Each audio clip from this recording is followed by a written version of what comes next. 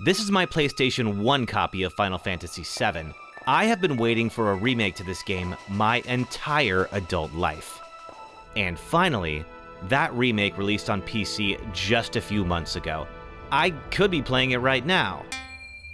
There's only one problem. The Epic Game Store has been a lightning rod for player outrage since they started buying the rights to sell exclusive games in 2018. Many players like myself prefer to manage their games on Steam, the largest PC gaming hub by a mile. Because we already have huge libraries there, Steam has far more community features and a better history of protecting our data. So there's no benefit to me to buy games from a competitor like Epic. And they know it. So Epic has been using their vast stockpile of cash earned through their mega hit Fortnite to pay other game publishers to not release their new games on Steam. Epic Game Store's proposal to players like me isn't, buy from us, we'll make your experience better.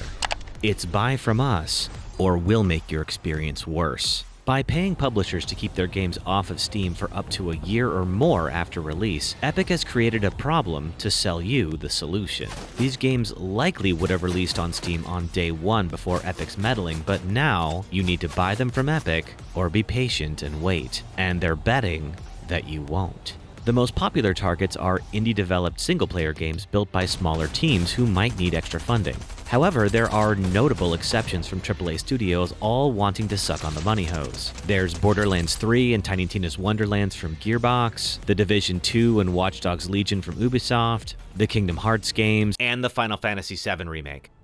To play this game, I would have to give money to the company who paid the publisher, Square Enix, not to sell it to me on Steam. If I give in and buy an exclusive game from Epic just this once, I'm encouraging them to do this again and again and again.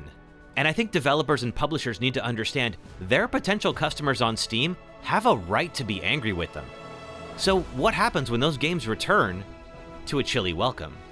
Of course, a few of the games that took Epic's money ended up being pretty great, and if you release a great game even a year later, you might assume players will forget and all will be forgiven, but that might not be true. Look at Hitman 3, and you'll see that even well-received titles can botch their return. Hitman 3 entered a one-year exclusive deal with Epic Game Store in January 2021, and fans like myself who own the first two games on Steam were eagerly awaiting the game to escape from jail. That day finally came, and IO Interactive, the publisher of Hitman 3, made some pretty big mistakes. At the center of it all, Hitman 3 was priced at $60 like a new release, but only for the Steam version.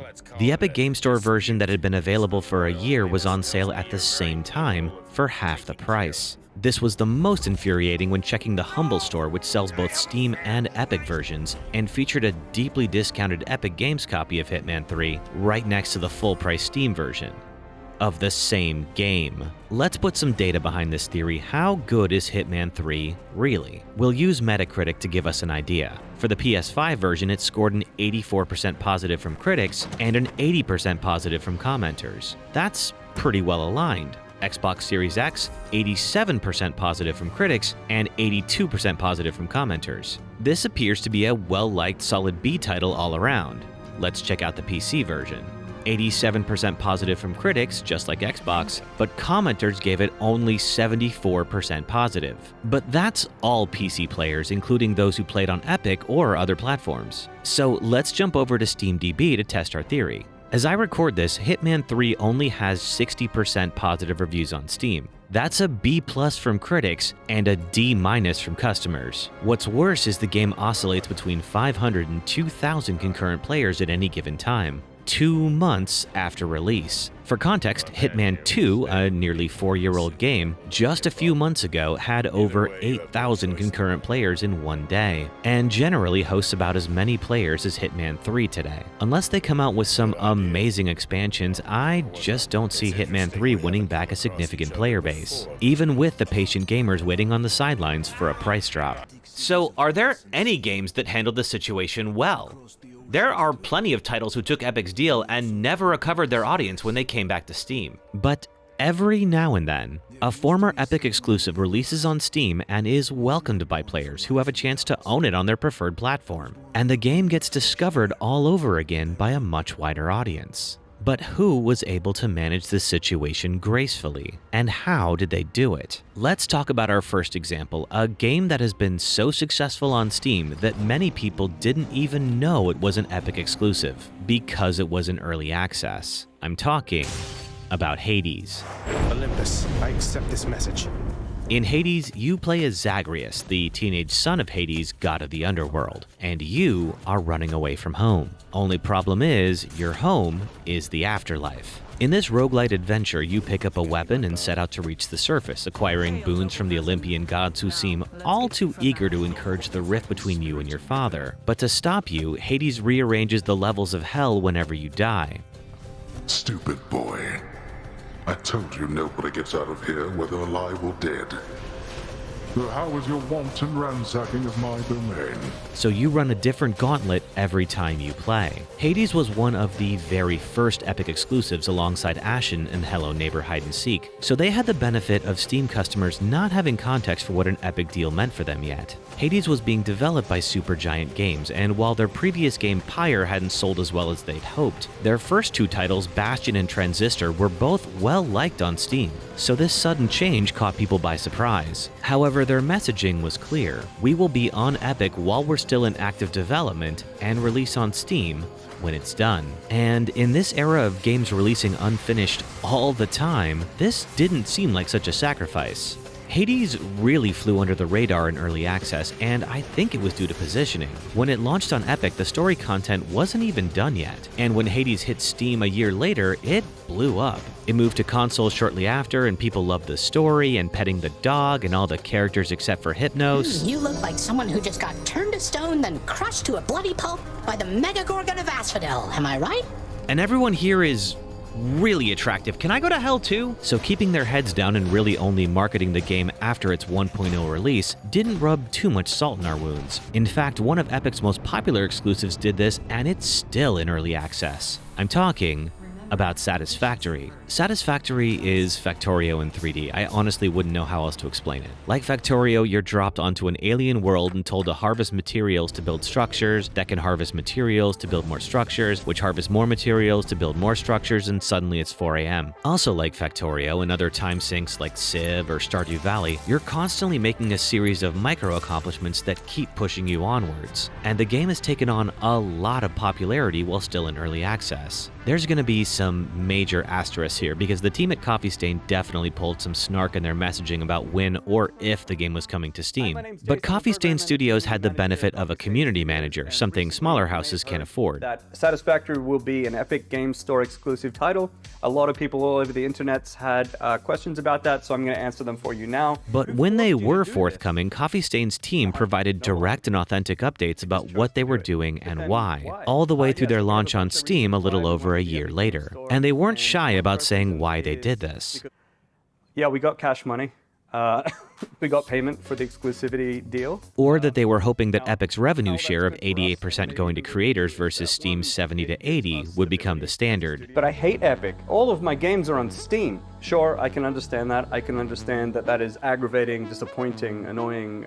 Epic's own hit Fortnite and Coffee Stain's biggest hit Goat Simulator probably had a lot of overlap in their fan base. So many of Coffee Stain's fans likely already had accounts with Epic, meaning buying their next game didn't involve converting as many customers from Steam. So Satisfactory was one of the highest selling exclusive titles on the Epic Game Store. In release figures, it sold nearly 1 million copies in 16 months on Epic, and almost 400,000 units on Steam in a month after its eventual release. But if you wanted to compare them, I think Steam so far is selling quicker than Epic Game Store. There's a few really obvious reasons for it. You know, obviously Steam is just a Goliath, so there's just so many more people there. So the formula had been set and publishers were taking notice. If they played their cards right, they could get that Epic money and then enjoy a second sales bump when coming to Steam. But it hasn't always worked out that way. Now, so far, we've only covered games from established studios that had a proven track record. But a lot of Epic exclusives come from smaller teams, some of which are making their first game, paid for through crowdfunding. Kickstarter and Fig are two of the most popular crowdfunding sites for aspiring video game developers. Some campaigns have been updating progress to their backers for years as they turn their passion project into their first real game. Up until then, almost all crowdfunded games were pledging to make their first stop onto Steam Early Access. However, Epic ramped up their recruiting in a big way in early 2019, plucking titles that were only a few weeks from release, many of which had initially promised Steam keys to their backers while they were raising money. This led to some disastrous announcements only weeks from release that backers would no longer be receiving Steam copies of the games they helped fund. If they wanted those games, they had to play them on Epic. And the studio's attempts to soften the messaging by talking with their communities usually didn't help. There were Reddit disasters nearly every month in 2019, between Phoenix Point, Shenmue 3, Ooblets, and more. But here's one that a lot of people have forgotten was crowdfunded: The Outer Wilds. Of all the exclusive games that Epic snagged, this was their luckiest purchase. Mobius Digital's The Outer Wilds is a game about exploring a tiny solar system where you have 22 minutes until the sun explodes. But you're stuck in a Groundhog Day-style time loop where you remember everything you learned in your prior runs. So in each loop, you decode a little more of the ancient mystery causing this phenomena to avert disaster. It was Majora's Mask, but in space, and audiences loved it. Outer Wilds was mentioned on nearly every top 10 list in 2019, with some critics saying it was a favorite of theirs from the past decade. However, a trip to their Fig page shows the Outer Wilds backers were livid that the team broke their promise to release on Steam, only a month away from launch. So what did the developers do? Well, after the announcement, they didn't comment much on the Epic deal. They knew what people thought, and other devs only threw gas on the fire by trying to explain themselves. So the comments about Epic were mostly unanswered, because after release, the subject changed to bugs.